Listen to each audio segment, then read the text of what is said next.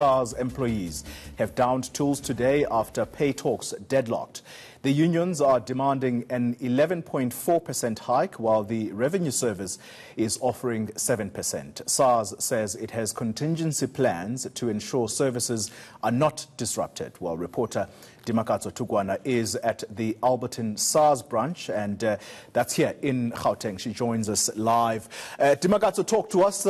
Are the offices where you are in operation, is SARS indeed correct that there are contingency plans? So perhaps what, they're operating on a skeleton staff, or is it a complete shutdown? All I have to do, Colin, is just to move out of shot for you to see. The gate is closed, it's been cordoned off, and we haven't seen any people working today. I must say, this is the biggest branch of SARS outside of head office, so that's very telling.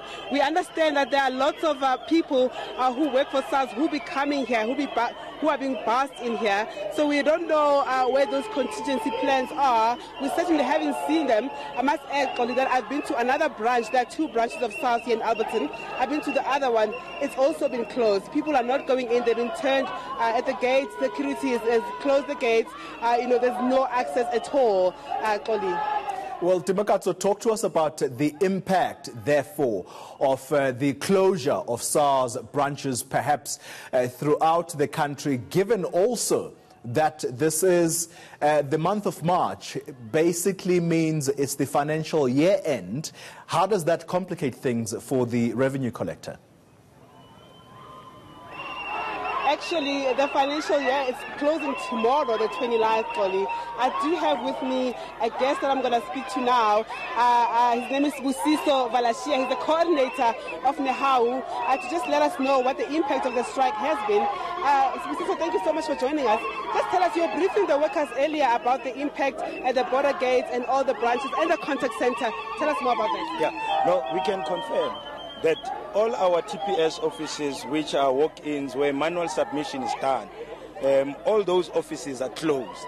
We can also confirm that the contact centers, all our workers are out. It's also closed. We've also shut down borders. Now you understand this is a total shutdown that we informed SARS that should they not adhere to our demands, we will do a total shutdown and will only come back once they resolve our demands. The financial year ends tomorrow. What normally happens at SARS around this time, and what is the likely impact? Look, when it's financial year end or the last day, you are expecting all hands to be on deck. So you're expecting when you close books that all workers will be on high morale, they would have achieved what the mandate of SARS. But unfortunately this time, we can confirm that SARS 1 will not reach its target, and also the financial year and the last day will not be the same as any other year because workers will be outside. You spoke about intimidation from the employer. Can you just briefly tell us about that? Yes. You see, maybe what SARS didn't tell you, their contingency plan was the intimidations that they've been sending to our members. SARS has been on rampant sending emails to intimidate our members, to also put them in a position where they start doubting. They've sent an email to say they will charge our members to participate on the strike. Now we just wanted to indicate we are not on picketing, but we are on a full-blown strike. Hence why all workers at SARS are protected in terms of the strike certificate that we have. So here you've been singing away with Makingon. You don't want Makingon. Why is that? And what do you think about the new commissioner who's been appointed? What is the House view? Look, as a union, first on the new appointment, we want to look at the process that was embarked on in appointing him as a commissioner. We've worked with him before when he was a deputy commissioner at SARS. So for now, as a union, we'll make our submission in due course. But when we say away with Makingon represented a management error that was undermining employment equity at SARS. That was undermining skills development at SARS. That was undermining, when it comes to the issues of benefit of workers, his administration withdrew all the benefit of workers. So this was a commissioner that had no interest, who didn't care about workers, and that's why we are saying as a union that away with Makingon. Thank you very much, Sibusiso.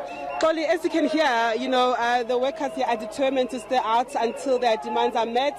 I can tell you that we're expecting more protesters to come here. You've heard them say that the borders, there's impact there. There's impact with the contact center. People can't walk in. I mean, this is one example of that, right? So we come back to you to the studio now.